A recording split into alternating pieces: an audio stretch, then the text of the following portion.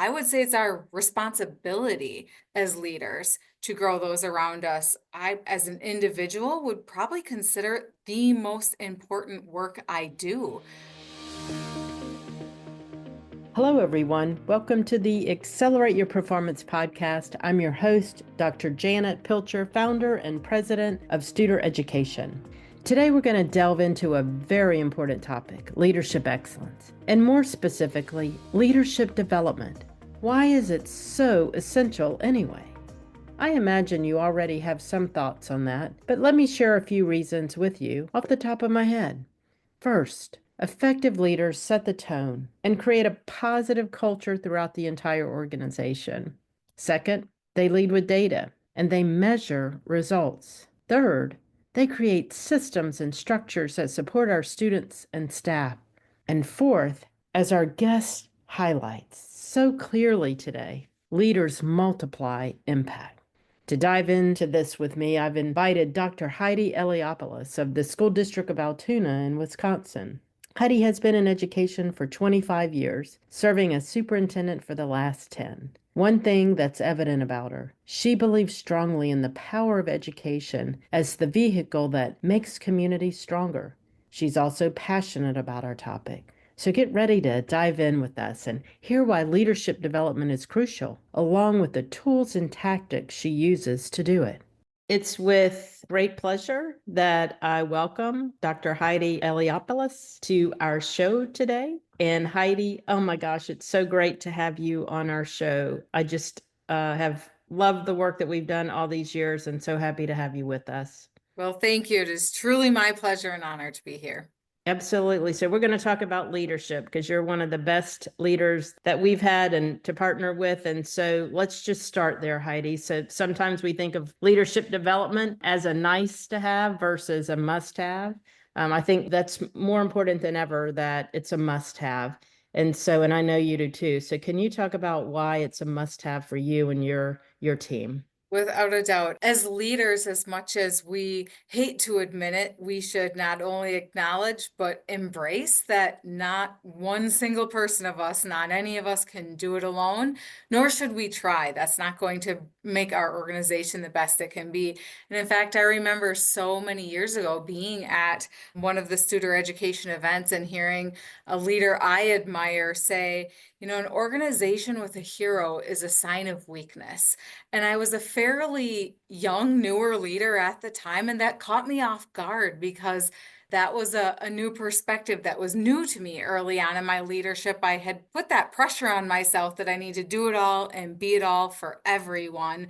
But actually, that's a negative attribute in a leader is to do everything and be everything ourselves as the Lone Ranger of our organization, so to say. So it's not just our role as leaders to grow those around us, but I would say it's our responsibility as leaders to grow those around us. I, as an individual, would probably consider it the most important work I do. It's the best way I can serve our staff and our students and our families because I can't teach every lesson myself and solve every problem myself. If I can make important ensuring that we have great leaders in our system who they will be able to personally and directly meet the needs of everyone in our organization and grow their leaders to meet the needs of people in our organization. That's how we can ensure a high quality, high reliability system is by growing leadership throughout the organization and being deliberate about that and being purposeful in identifying what attributes our leaders need to have and then deliberately grow and coach those in our leaders to help them be superstars.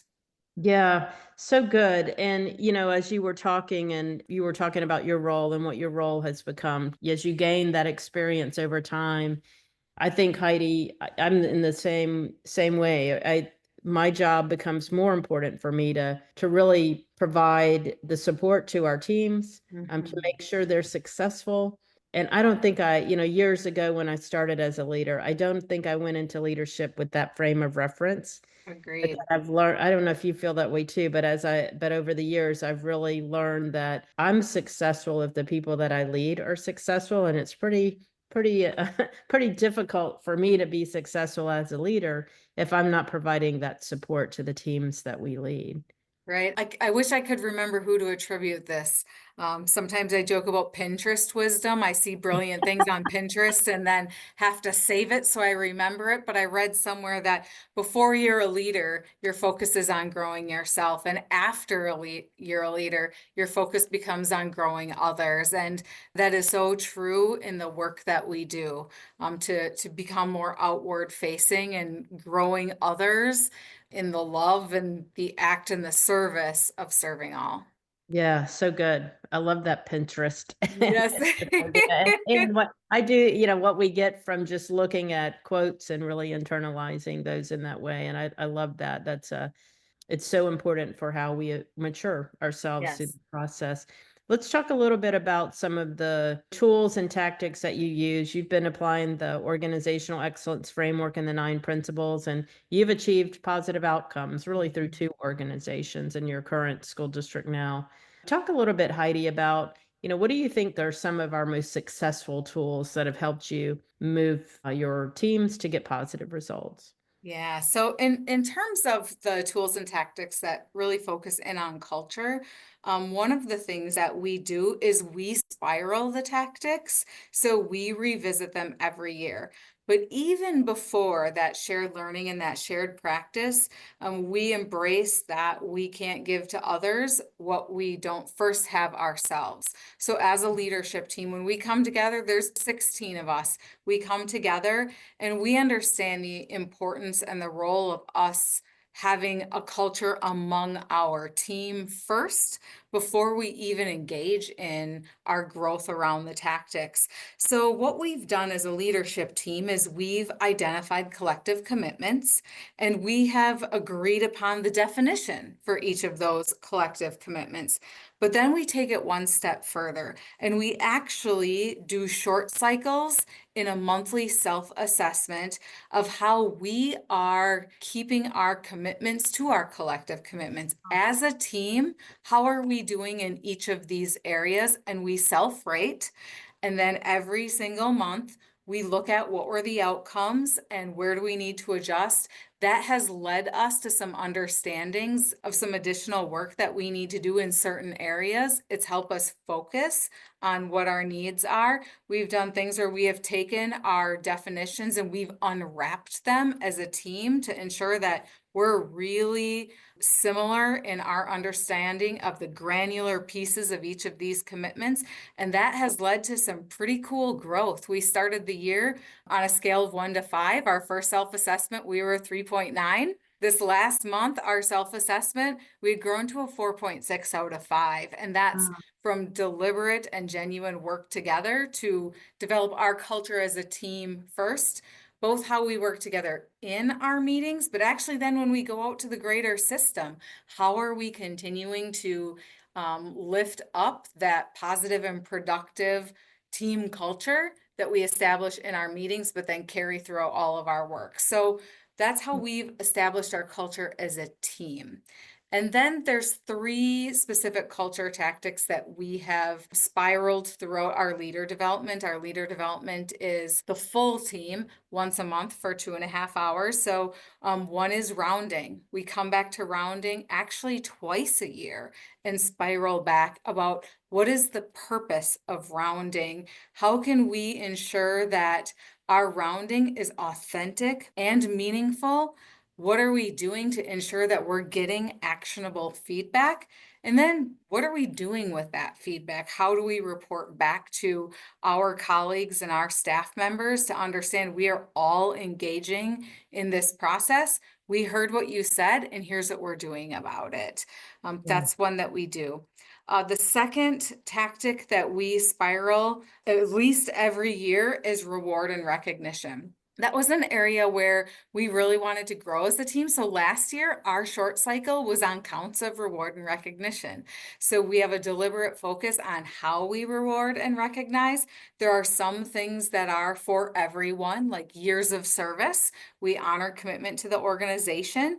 And then there's also some reward and recognition where it's very individualized and maybe even informal, where we recognize specific behaviors and outcomes that are aligned with the greater mission and vision in our organization. We've actually done some companion learning with Daniel Pink's work on the truth about what motivates us because it echoes the Yeah. 9 principles, and that Pink tells us we want to leverage autonomy, mastery, and purpose in order to motivate people. So we look at how can we frame up the recognition of the great work our people are doing by leveraging autonomy, by calling out mastery and progress, and then really speaking to the heart with purpose. Yeah. The third area where we've really come back to multiple times a year with our focus on tactics around culture is avoiding we, they, and managing up. So we're becoming increasingly mindful of positive and productive pride, and that includes how we talk about our work, how we talk about our colleagues, how we talk about other leaders, how we talk about other schools and departments, and how we talk about our organization. So that's been key, and it's taken some clarity of understanding, and it's also taken some deliberate commitment on the part of all of our leaders, not just to avoid we, they, but really to deliberately focus on managing up. Because then, if you're deliberately focused on managing up other people, you kind of by default don't we they because those things don't go together. That's right. Yeah. And, I love the way you're positioning the conversation, Heidi. It's, we spiral right to these. So, I mean, they're rounding, reward and recognition, we, they, to manage up, to overcome we, they. I mean, those are pretty specifically defined. Some people would say, but relatively easy tactics or strategies to do. But what you do is continue, you're hardwiring those in particular ways of Yes. spiraling and coming back to them and not saying just because we've done it and it's not just a compliance checkoff.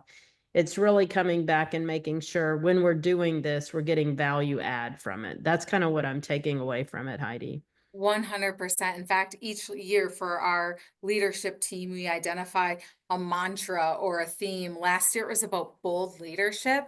This year it's level up.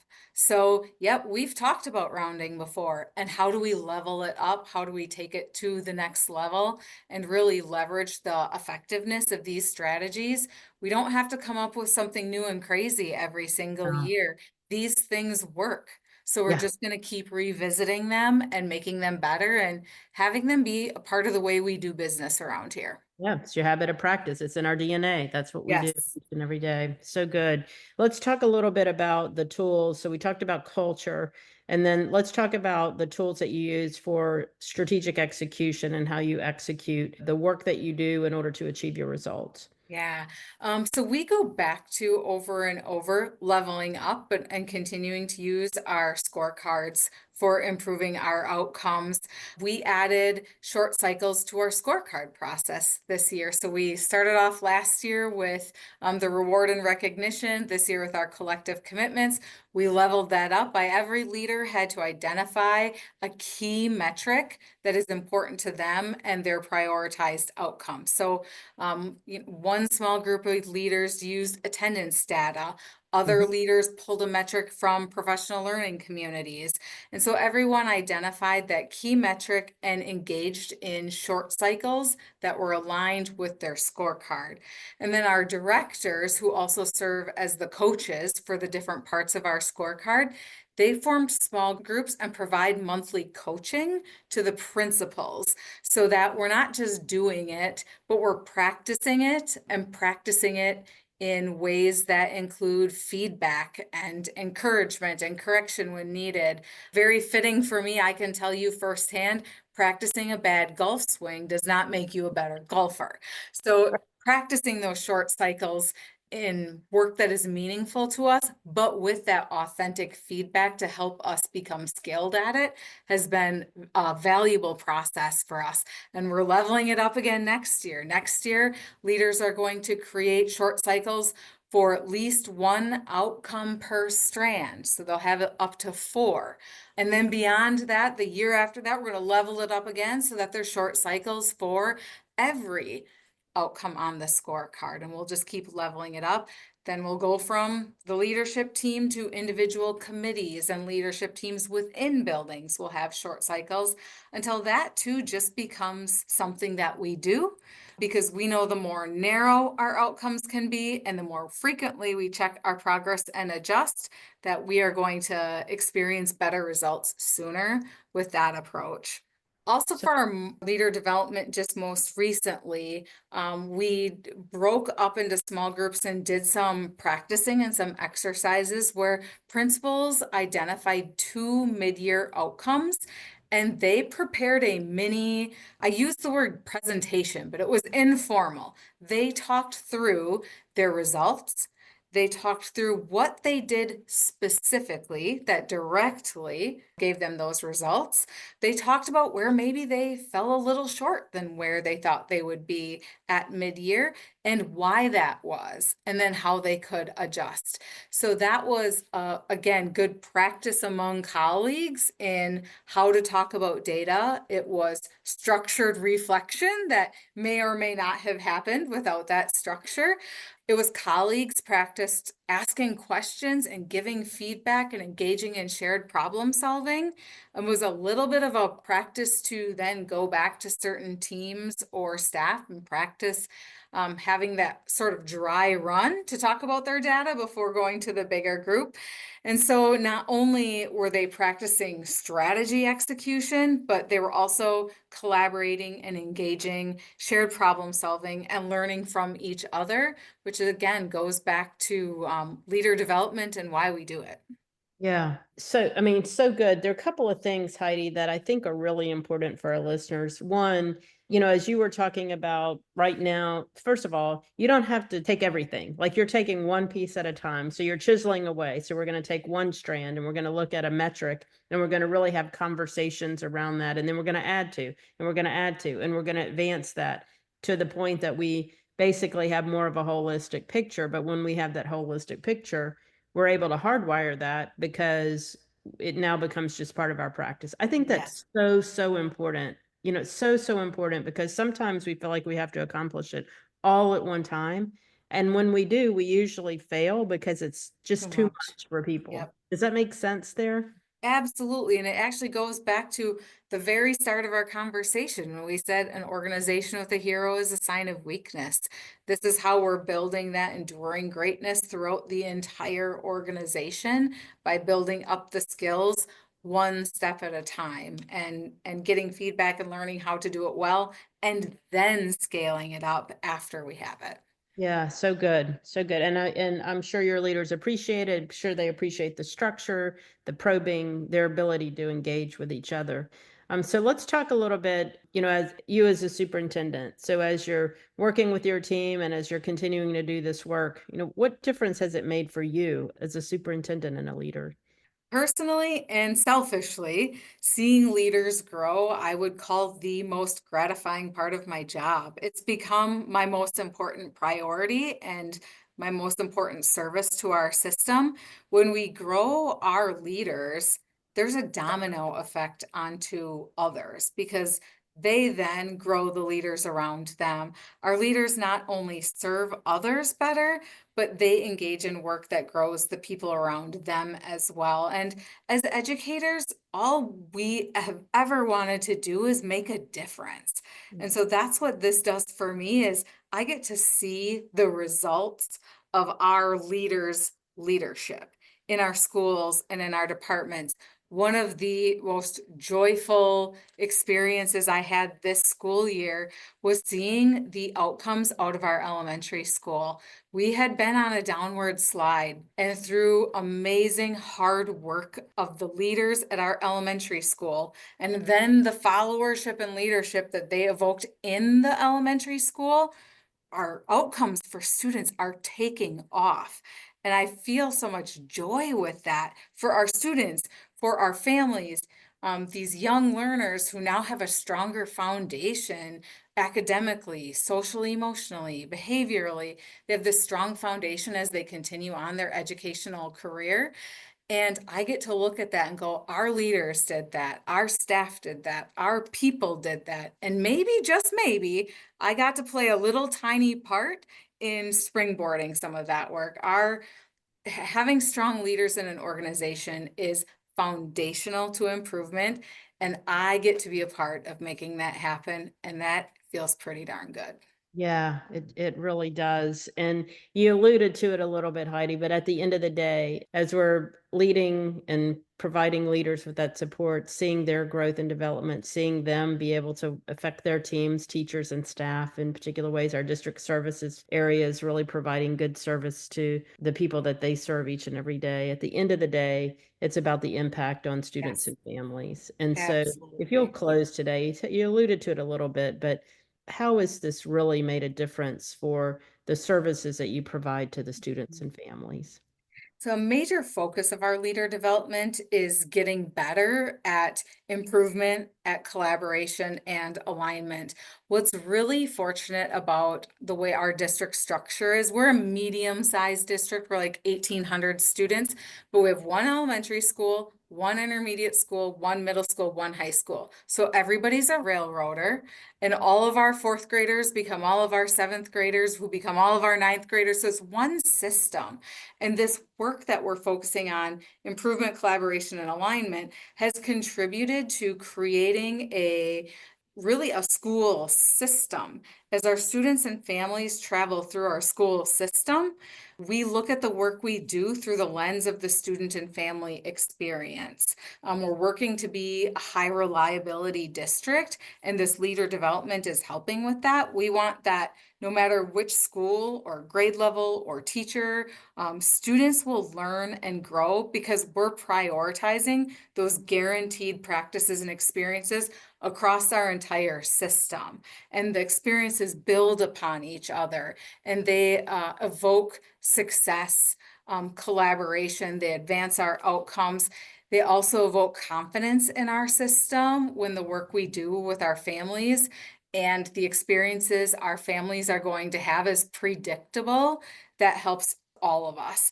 And we feel like one system, and each step builds upon the previous, which all are leading to improved academic outcomes. I used our elementary school as an example, but really we're seeing this across the entire system. We're seeing improved outcomes. We're farther ahead than we were 5 or 6 or 7 years ago.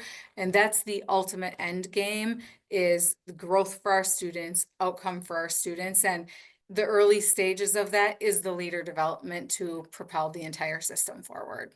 Yeah, that's such a good closing statement, because that's, as we're doing the work, most people come to us, or even community members within their districts would come to us and say, we want our school districts to achieve better outcomes. I mean, Yes. that's really kind of what that's the overall goal. And we're like, okay, there's a lot of work to be done in order to get to that point. We can get there, but there's a lot of heavy lifting that the executive leaders and the leaders do along the way in order to get there. And what you provided today was just a great overview and some very specific examples of how you've been able to lead your district in order to do the things that are needed, and that your people have committed to that, Heidi. I mean, they've committed to Yes, they doing those have. things. And that doesn't happen overnight. That takes a lot of hard work and conversations for us to get to that one system where we're providing a reliable service to those we serve, our students and families. Yes, So thank you so much. Thank you. Thank your team for the work they've absolutely. committed to do. And so glad to see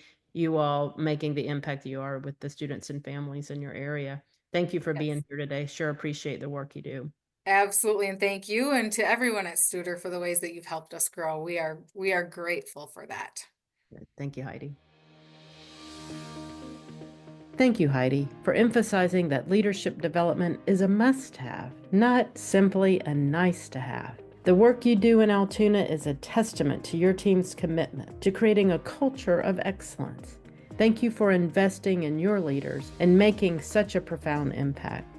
Before we go today, did you know that every episode of this podcast aligns with the tactics and principles in my book, Hardwiring Excellence in Education?